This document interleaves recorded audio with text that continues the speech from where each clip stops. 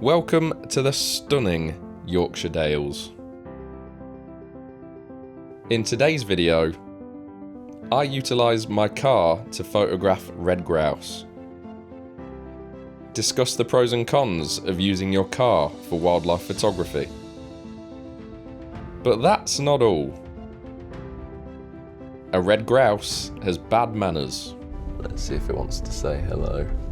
Well, it didn't want to say hello. A red grouse charges at the car. And I have a very rare problem within wildlife photography. You're coming too close. I hope you enjoy.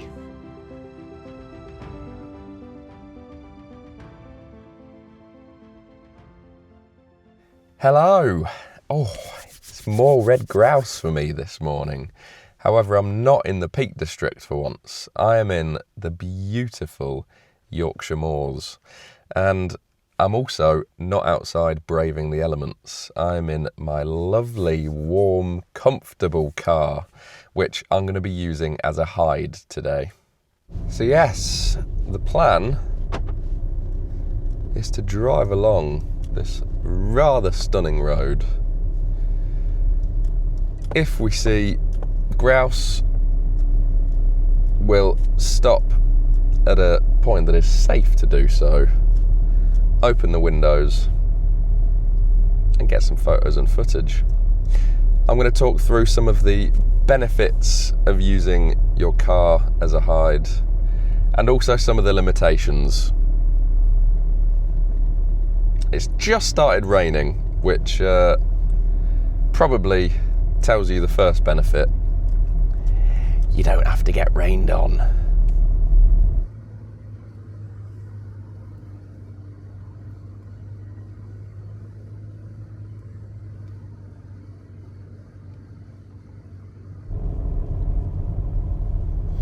Grouse in the road.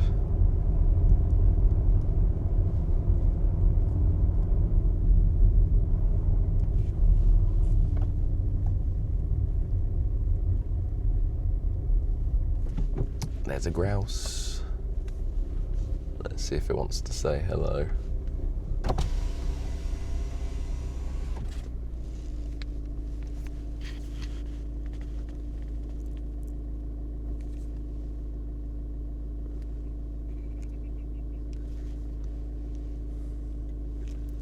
Well, it didn't want to say hello. Very quickly flew off. But it only flew off a few metres down the road. Let's go see. Oh, there's two down there.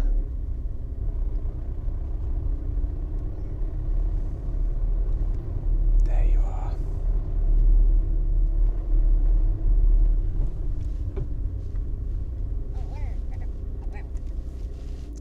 Hello. You do want to say hello. You're coming towards us.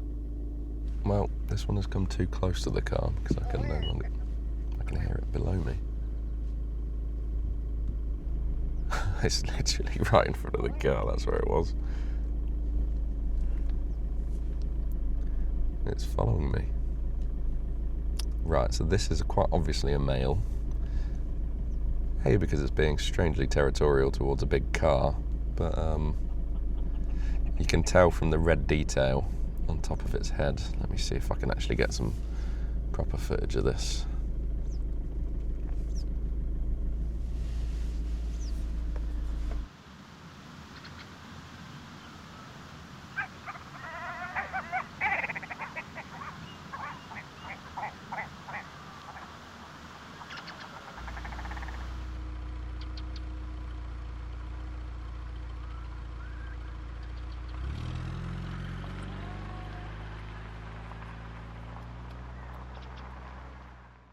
These grouse, they can be very, very easy to spot, i.e.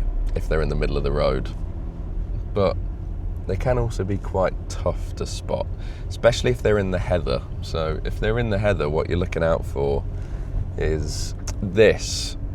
So they'll very often just have their neck and head showing above the heather, especially if they're trying to suss you out as to what you are, or they're just curious as to why this big car has stopped 10 metres away from me. But yeah, when you're driving along, a good idea to look for that silhouette of neck and head, and it's quite a distinctive silhouette that they've got.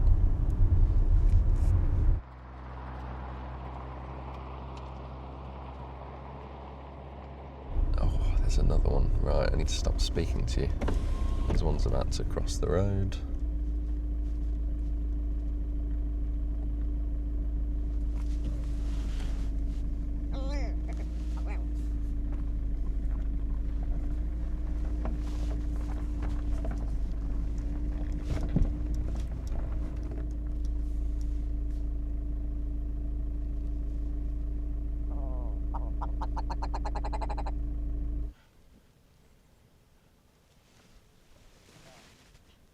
Don't know why these grouse have got a fascination with going in front of my car, but it's not very good for my photography.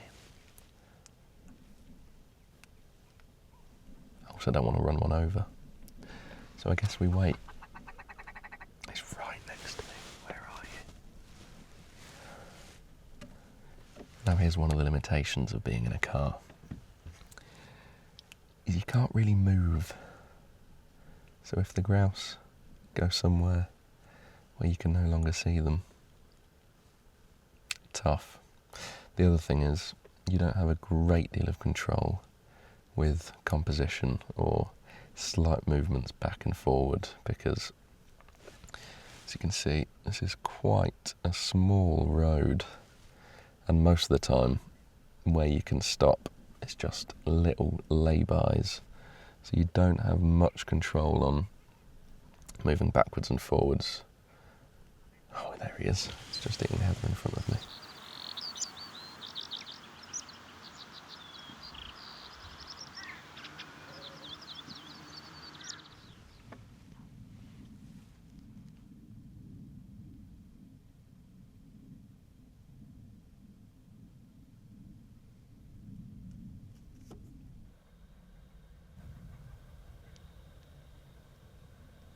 Coming too close.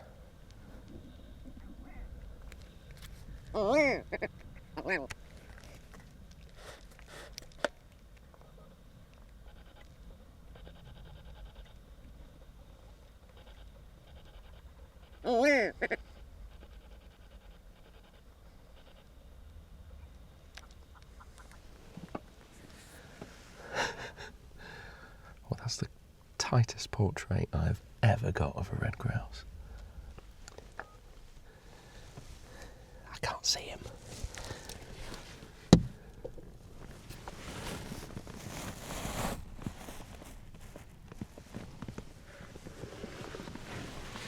Oh, he's back over here again.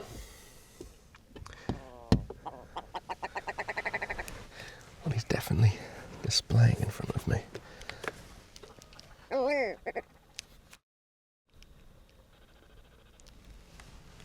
But he's literally just here. You can hear him.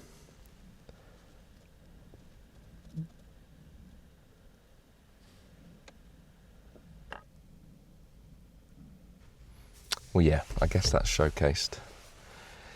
One of the huge benefits is wildlife is a lot less afraid of people in cars. So, as you can see and hear, I'm getting extremely close to this grouse, which I wouldn't do if I was out of the car. Obviously, this is also showcased one of the negatives, which is my lack of movement. I can't move.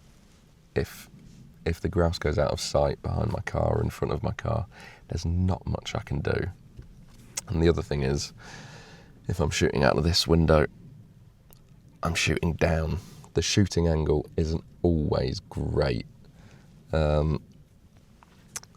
With wildlife photography, most of the time you want to try and get as close to eye level as possible. Now, it wasn't such a big deal with these tight-in portraits, but if you're wanting to include a bit more of the environment, then God, you are distracting. Yeah, you want to be trying to get as eye level as possible. There are a few things you can do to try and simulate that. I'll try and get, I'll be 2 seconds.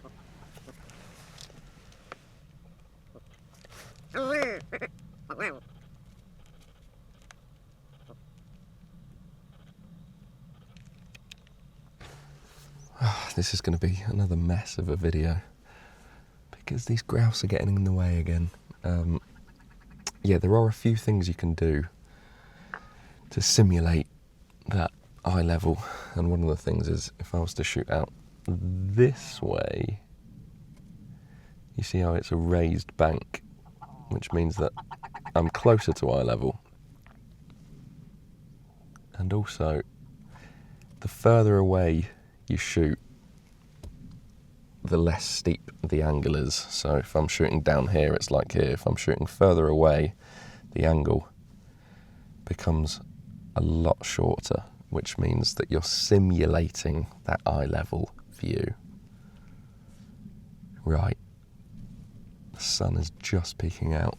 I'm really pleased. I think I just managed to get some pretty cool, really close-in portrait of the grouse's feet on the tarmac, and in my viewfinder it looked very cool, but we'll see how that turns out. This one's just feeding in front of me.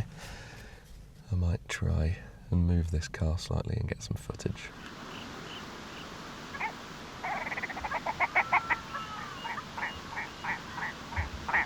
The main distinctive characteristic to distinguish between male and female red grouse is the red detail that they have above their eye, almost where an eyebrow would be. And when they're calling or displaying or being territorial, you'll often see this detail expands. And they are doing that quite a lot. I imagine it's because just the amount of grouse that there are here in the Yorkshire moors. Now, this heathland and a lot of them in the Yorkshire moors are managed for red grouse shooting, which I won't share my opinions on. But what you'll notice as you drive through moors like this is it's not all just one uniform purple colour that you'd expect to see in August, September. And this is because of a process called rotational burning. So selected areas of heather are burnt at different times of the year, usually during the colder months, so that it doesn't cause wildfires.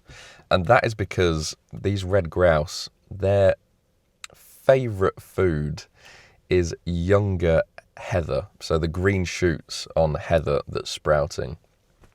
So they make sure that certain areas are burnt, which means that it will encourage more growth. And that's why these sort of moorland, heathland areas can almost seem like a patchwork of colour with your grey, brown, purple, green, just because a lot of the heather is in a different stage of growth.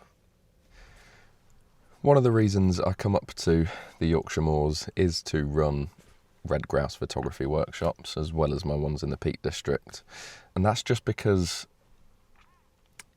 one of the benefits about photographing from the car is it's good for people that aren't necessarily incredibly mobile.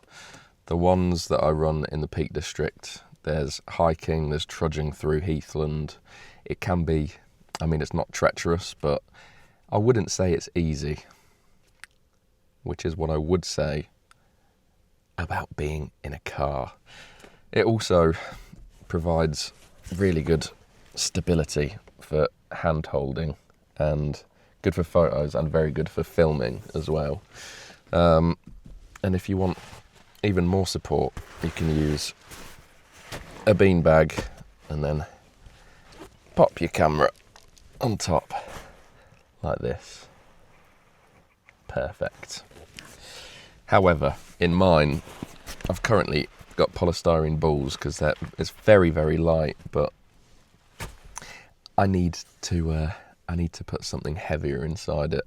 I'm thinking rice. I've heard apparently lentils, dried lentils can be good, But if you've got any suggestions about the best thing to put in a camera support beanbag, then please do let me know in the comments. That would be wonderfully kind of you. I will never, ever get bored of that sound. I always just find it funny. They're comical little birds. Anyway, coffee time.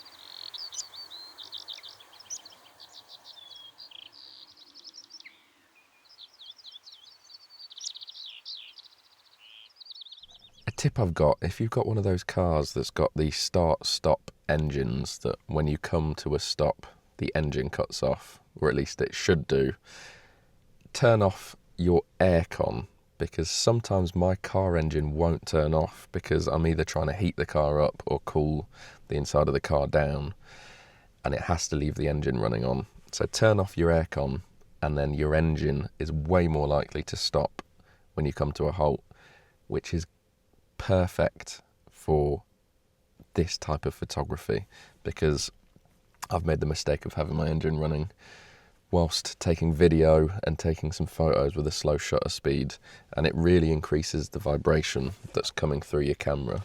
So having a car that's a start-stop is perfect, because you can drive, stop, the engine cuts off, you take your photos, and then you can move on. So yeah, top tip, turn off your aircon and keep your windows open. Hopefully the weather's not too bad for you.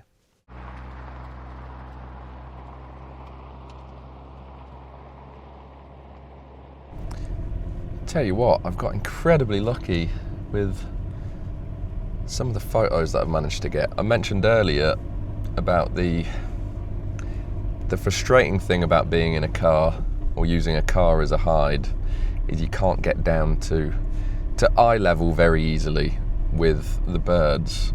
But I've been able to get incredibly lucky that particularly on this side, I've got times where I've managed to get photos with the background being the hills that are, I don't know, a kilometre away. So we've got the grouse right on top of the horizon line, and then all you've got as a background are the hills and sometimes even just the sky, which is also really nice because it's not usually a perspective that I've managed to get with red grouse. So yeah, I'm a happy boy. One thing I've still not managed to get or nail is red grouse in flight, but I don't think we're going to have the light for that today, unfortunately. But I certainly am not complaining. It's just, you can hear them everywhere. It's a lot easier to hear them as it is to see them. Don't get me wrong, it's not been very hard to find them today, but there are plenty more that I've not seen.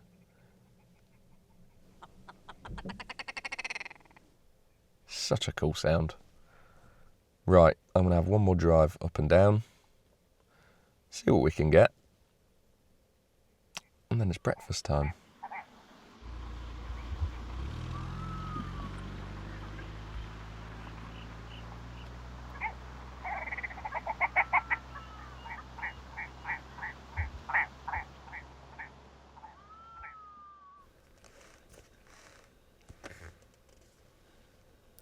Well, it's nice to get some footage of the female grouse to show you. The thing I've noticed, I'm no grouse expert, but I very, very rarely see one female grouse by itself. They tend to always at least be flanked by a male grouse, but are generally with other female grouse or juvenile grouse or their chicks. But yeah, very, very rarely do you see a female red grouse just there by itself.